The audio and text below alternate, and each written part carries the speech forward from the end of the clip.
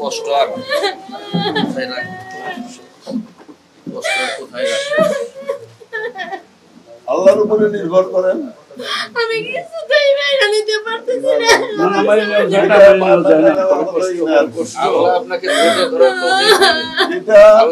বাংলাদেশের কেউ এই ঘটনা নিতে পারতেছে না।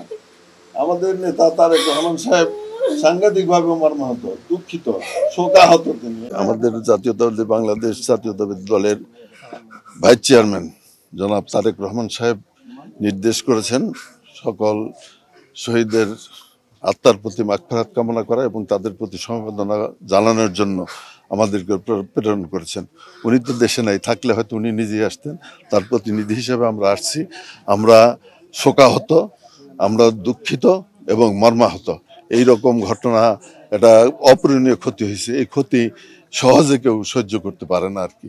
তা আমরা সমবেদনা জ্ঞাপন করছি, ওনার বিধি আত্মার মাগফিরাত কামনা করছি। পরম করুণায় আল্লাহ তাআলা যাতে শহীদের মর্যাদা দান করেন এবং ওনার পিতা মাতাকে যাতে শোক সইতে সহায়তা করেন আল্লাহ তাআলা, এই সমবেদনা জ্ঞাপন করছি। এবং আমরা তারেক রহমানের নির্দেশে এটাও বলতে চাই যে এই ক্ষতিপূরণ কেউ করতে পারবে না। তবে আমরা যতদিন আছি ইনশাল্লাহ এই পরিবারের সাথে থাকব, এই পরিবারের সাথে সার্বিক সহযোগিতা আমাদের নেতা করবেন আর কি। তো যখন এখানে এইটা চলছিল তখন হয়তো গণবসতি ছিল না, তবে ইদানিংকালে এটা এখানে করা উচিত হয় নাই। এটা তো মধুপুর আছে, বিভিন্ন জায়গায় আছে, তারা সেখানে করতে পারতো, এটা করা উচিত হয় নাই।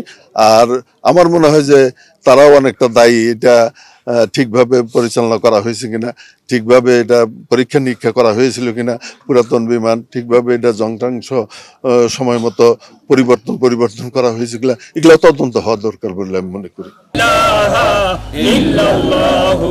মুহাম্মাদুর রাসূলুল্লাহ।